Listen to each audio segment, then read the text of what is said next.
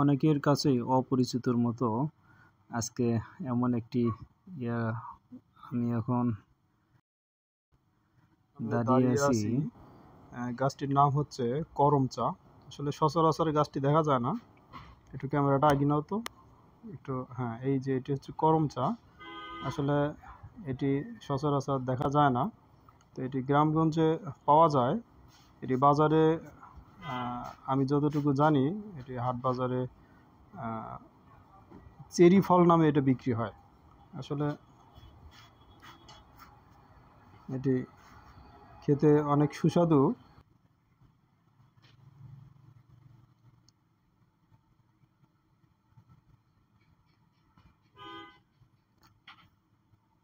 এটিকে আমরা সিদ্ধ করে আমরা চেরি ফল তৈরি করতে পারি।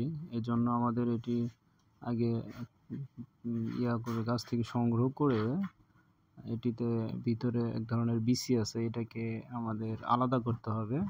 এটি আলাদা করার পর আমরা খাবার চুন পানিতে ভিজিয়ে এটিকে এই ফলটির বিচি আলাদা করার পর এটি আমরা ওখানে 3-4 ঘন্টার মতো আলাদাভাবে ভিজায় রাখবো। তো এভাবে রাখার পরে দেখা যাবে এক সময় একটু ফলটা নরম হবে। এটিতে অনেক কষ থাকে বা আটা থাকে।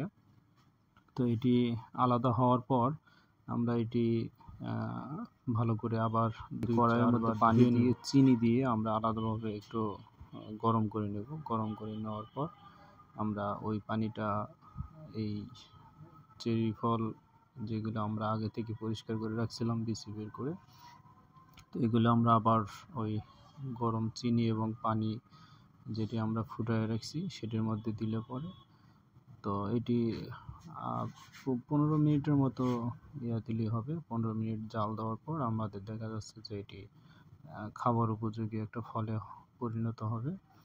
এটি আসলে চেরি ফল বলেই সাধারণত আমরা চিনি।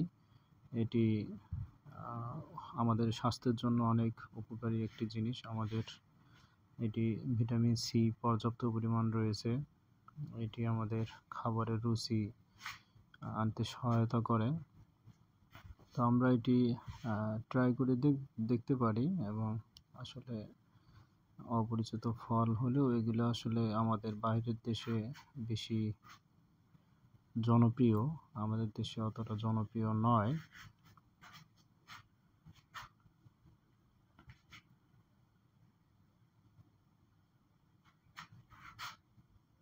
সকলে ভালো থাকবেন। আল্লাহ হাফেজ।